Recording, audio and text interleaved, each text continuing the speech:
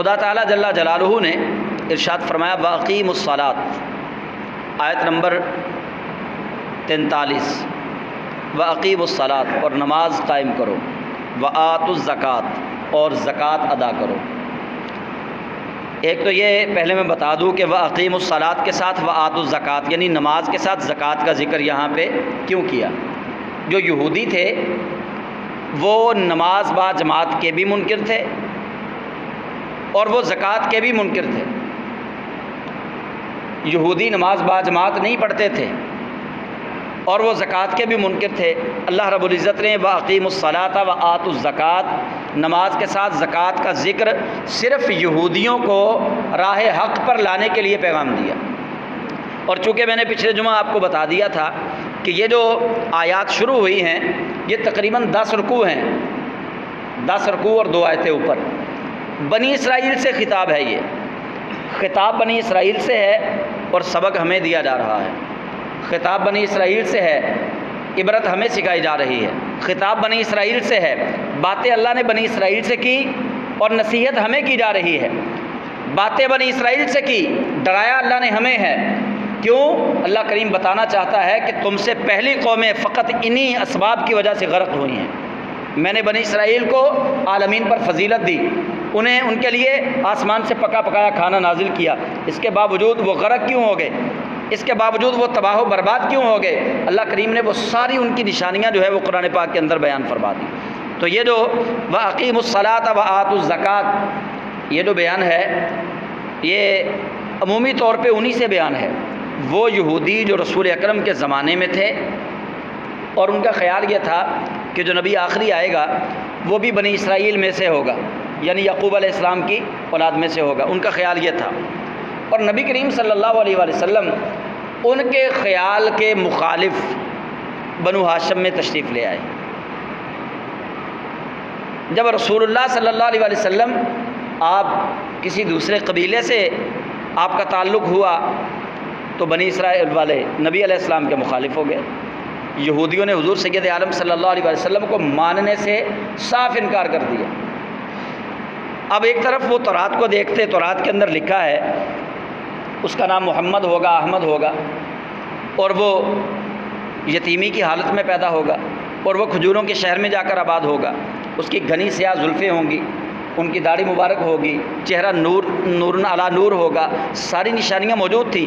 ایک طرف وہ تورات کو پڑھتے، دوسری طرف رسول اکرم کے چہرہ اقدس کو دیکھتے اور دل سے کہتے کہ بات تو سچی ہے، نشانیاں تو ساری لکھی ہوئی ہیں، لیکن وہ نبی علیہ السلام کو فقط اپنی دشمنی میں کہ ہم چونکہ یہ بنی اسرائیل سے نہیں آئے تو وہ رسول اللہ کو نہیں مانتے تھے، اللہ کریم نے پھر انہیں یہ خطاب کیا اور فرمایا وَأَقِیمُوا الصَّلَاةَ وَآتُوا الزَّکَاةَ، نماز بھی قائم کرو، زکوٰۃ بھی دو۔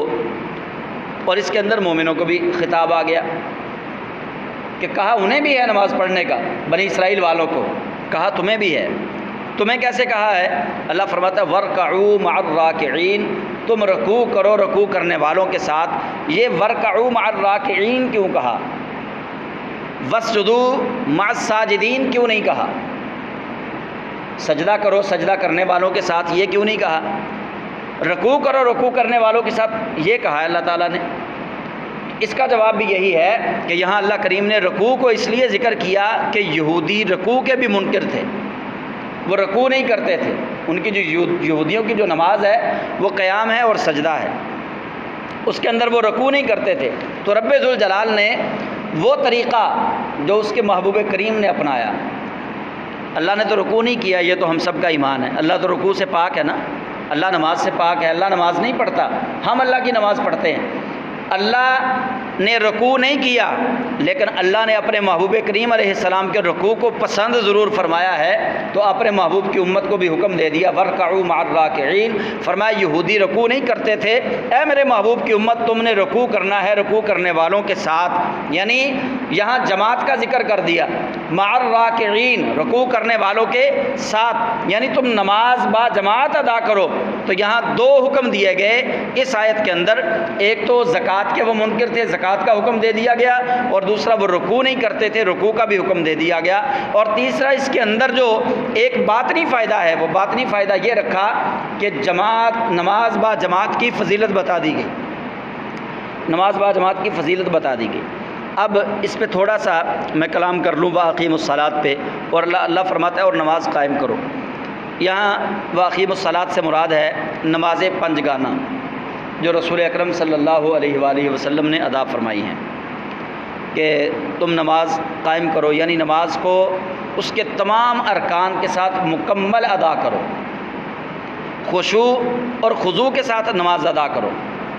نماز اقرأ الصلاۃ نہیں کہا کہ تم نماز پڑھو، یعنی نماز کے اندر جو کلمات ہیں وہ کلمات اپنے منہ سے ادا کرتے رہو، یہ اقرأ الصلاۃ نہیں کہا کہ نماز پڑھو۔ اقرأ اور قرات کا تعلق ہے زبان کے ساتھ، قرات کرنا پڑھنا یہ زبان کے ساتھ ہے۔ اقیمو قائم کرنا یہ زبان کے ساتھ نہیں ہے، قائم کوئی بھی چیز ہے وہ اعضاء کے ساتھ کی جائے گی۔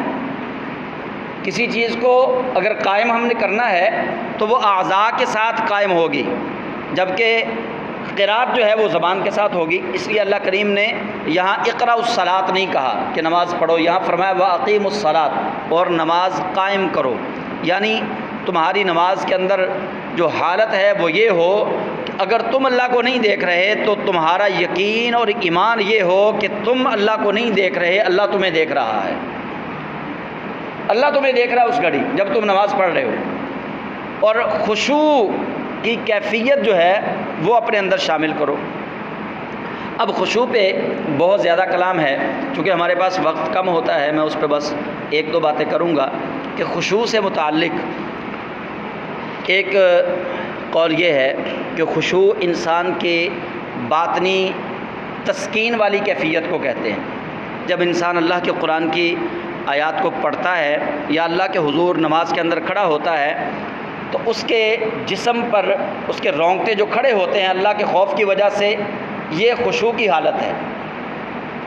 اور حضرت عمر فاروق رضی اللہ تعالیٰ عنہ آپ نے فرمایا کہ خشوع کا تعلق ظاہر سے نہیں ہے، خشوع کا تعلق باطن سے ہے۔ اپنے خشوع کو لوگوں سے چھپا لو، خشوع لوگوں پر ظاہر نہ کرو۔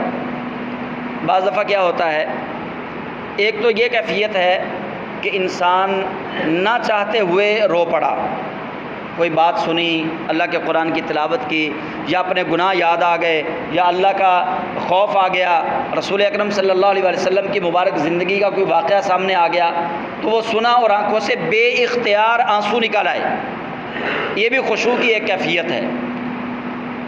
لیکن بعض دفعہ کیا ہوتا ہے، بعض دفعہ ہم جان بوجھ کر لوگوں کے سامنے وہ کیفیت پیدا کرنے کی کوشش کرتے ہیں کہ لوگ کہیں کہ بڑا پکا نمازی ہے، لوگ کہیں کہ بڑی آنکھیں بند کر کے نماز پڑھتا ہے، لوگ کہیں کہ بڑا آہوزاری کرتا ہے اللہ کے سامنے۔ جب یہ لوگ کہنے والا، جب یہ لوگوں کو دکھانے والا ہمارے اندر یہ جذبہ پیدا ہو جائے گا، ہمارے خشوع کی کوئی حیثیت نہیں رہے گی، خشوع ہمارا ختم ہو جائے گا، کیونکہ ریاکاری شرک اصغر ہے۔ تو جب ہم کسی کو دکھانے کے لیے اپنے اندر کوئی چھوٹا سا جذبہ بھی پیدا کریں گے کہ ہم نے یہ لوگوں کو دکھانا ہے، مثال کے طور پہ میں یہ آپ لوگوں کو دکھانے کے لیے کہوں کہ میں بڑا پڑھتا ہوں، رات ساری پڑھتا رہتا ہوں، دن سارا پڑھتا رہتا ہوں، یا فلاں نیکی کا کام ہے میں وہ کرتا رہتا ہوں، یہ بتانے کی ضرورت کیا ہے؟ وہ نیکی تو اللہ کے لیے کرنی ہے، تلاوت اللہ کے لیے، نماز اللہ کے لیے۔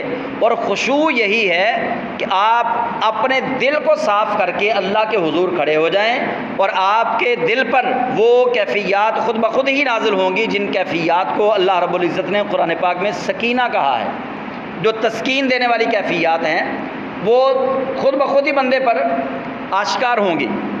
تو اللہ تعالیٰ نے یہ جو فرمایا کہ وَأَقِیمُوا الصَّلَاةَ وَآتُوا الزَّکَاةَ وَارْکَعُوا مَعَ الرَّاکِعِینَ، اس کے اندر نماز باجماعت کا ذکر بھی کر دیا اور انسان کو خشوع کے ساتھ نماز پڑھنے کا حکم بھی ارشاد فرما دیا۔ اور اگلی بات اللہ تعالیٰ جو بالخصوص بنی اسرائیل کے لیے ہے، بالعموم حضور کی ساری امت کے لیے ہے، وہ ہے أَتَأْمُرُونَ النَّاسَ، کیا تم حکم دیتے ہو لوگوں کو بالبر، نیکی کا، وَتَنْسَوْنَ أَنفُسَكُمْ، اور اپنے آپ کو بھول جاتے ہو، وَأَنْتُمْ تَتْلُونَ الْكِتَابَ، حالانکہ تم اللہ کی کتاب کی تلاوت بھی کرتے ہو، أَفَلَا تَعْقِلُونَ، کیا تم عقل نہیں رکھتے؟ یہ بات جو ہے، یہ آیت پھر دوبارہ سن لیجئے، اللہ تعالیٰ بنی اسرائیل کے علماء سے کہہ رہا ہے اور حضور کی امت کے علماء سے اللہ کہہ رہا ہے کیا تم لوگوں کو نیکی کا حکم دیتے ہو اور خود بھول جاتے ہو اپنے آپ کو؟ مطلب یہ ہے کہ جو بندہ نیکی کا حکم دے وہ خود بھی اس پہ عمل کرے. یہ نہ ہو کہ میں آپ کو نصیحت کرتا رہوں اور خود وہ برے کام کرتا رہوں. آپ کو کہوں کہ بھائی شراب نہیں پینی، خود شراب پیوں. آپ سے کہوں زنا نہیں کرنا، خود زنا کروں. آپ سے کہوں کہ آپ نے سودی کاروبار نہیں کرنا، خود میں سودی کاروبار کروں. یہ نہیں. اللہ فرماتا ہے کہ بنی اسرائیل کے علماء ہوں یا امت محمدیہ کے علماء ہوں جو کتاب کی تلاوت کرتے ہیں، جس کو مسئلہ نہیں معلوم، حدیث پاک میں آتا ہے اس کو ایک گناہ ہے، اس کو ایک گناہ ہے. جسے مسئلہ نہیں معلوم اسے ایک گناہ ہے، اور جسے مسئلہ معلوم تھا پھر گناہ کیا اس کے لیے 7 گناہ ہیں. اس کا گناہ بڑھا دیا جاتا ہے. تو اللہ تعالیٰ فرماتا ہے اتأمرون الناس بالبر وتنسون انفسکم، کیا تم لوگوں کو نیکی کا حکم دیتے ہو اور خود اپنے آپ کو بھول جاتے ہو؟ وانتم تتلون الکتاب، حالانکہ تم کتاب کی تلاوت کرتے ہو. افلا تعقلون، کیا تم عقل نہیں رکھتے؟ اللہ کریم جل جلالہ نے ان لوگوں کو بے وقوف قرار دیا جو لوگوں کو نیکی کی نصیحت تو کرتے ہیں لیکن خود اس پہ عمل نہیں کرتے. لیکن اس کا یہ مطلب ہرگز نہیں کہ کوئی بندہ گناہ گار ہے تو وہ نیکی کی بات نہیں کر سکتا. ایسا نہیں ہے.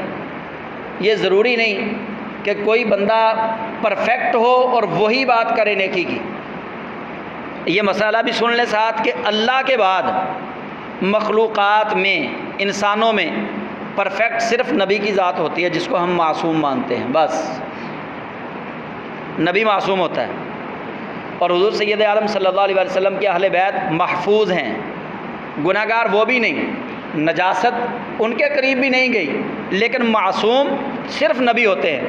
فرشتے اور نبی یہ 2 معصوم ہیں جنہیں اللہ نے معصوم بنایا ہے.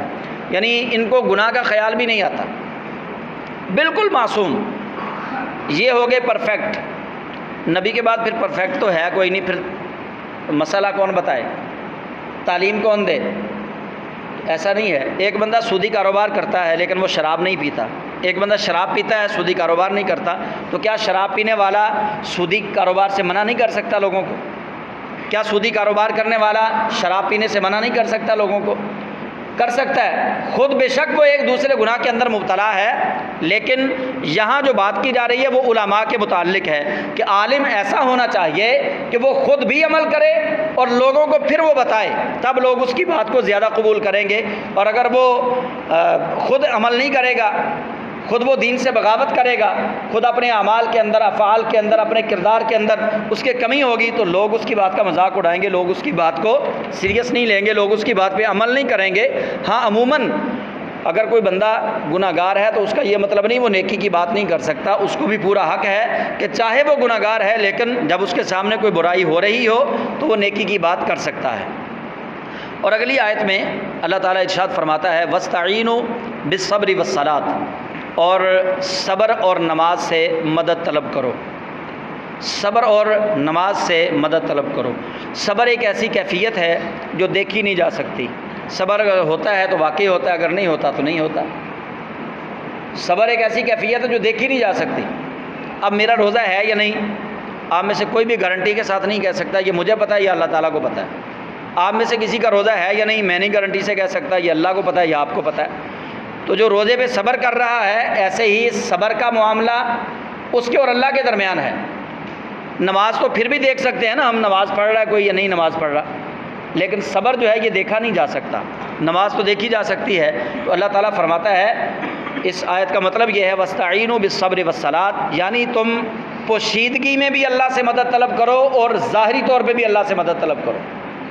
جب تنہائی میں ہو تب بھی تمہارا اللہ پہ یقین ہونا چاہیے، اور جب خلوت کے اندر ہو تب بھی، جلوت کے اندر ہو تب بھی تمہارا اللہ پہ یقین یہ ہونا چاہیے کہ حقیقی کارساز، حقیقی مدد کرنے والی ذات اللہ کریم جل جلالہ کی ذات ہے. اور اللہ فرماتا ہے وَإِنَّهَا لَكَبِيرَةٌ، اور بے شک یہ دونوں چیزیں بڑی ہیں، بھاری ہیں، نماز بھی اور صبر بھی. آپ نے خواتین کو اکثر روتے ہوئے دیکھا ہوگا فوتگی کے موقع پہ، تو وہ صبر کا دامن چھوڑ دیتی ہیں. اور پھر ہم میں سے بہت سارے ایسے مرد بھی ہوتے ہیں جو کہتے ہیں بس جی چنگے بندیاں دی اتھے بھی لوڑ ہے تو چنگے بندیاں دی اگے بھی لوڑ ہے. وہ بھائی اگے کسی نے لوڑ نہیں، اللہ کو کسی کی کوئی لوڑ نہیں. اللہ کو نہ میری نیکیوں کی ضرورت نہ آپ کی نیکیوں کی ضرورت. اللہ کو کسی نیک بندے کی کوئی ضرورت نہیں ہے. اللہ ضرورتوں سے پاک ہے. جب ہم کہتے ہیں نا اللہ الصمد، اس کا معنی یہ ہے اللہ بے نیاز ہے، وہ ہر کسی سے بے نیاز ہے، اس کو کسی کی ضرورت نہیں. ضرورت ہمیں ہے اللہ کی، نماز کی، صبر کی، رسولوں کی ہمیں ضرورت ہے. تو ہمیں اللہ فرماتا ہے وَإِنَّهَا لَكَبِيرَةٌ، بے شک نماز اور یہ صبر جو ہے یہ بڑا بھاری ہے.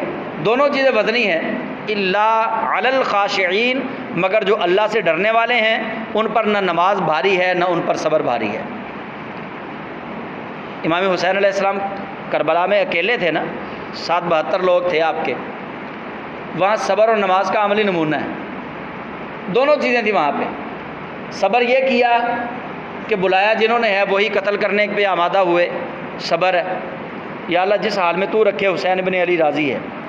اور پھر ایسا صبر کیا کہ بیٹے آنکھوں کے سامنے شہید ہو رہے ہیں، نہیں واویلا کیا، نہیں ماتم کیا، نہیں آپ اللہ کے حضور کوئی شکوہ و شکایت اپنی زبان پہ لے کر آئے.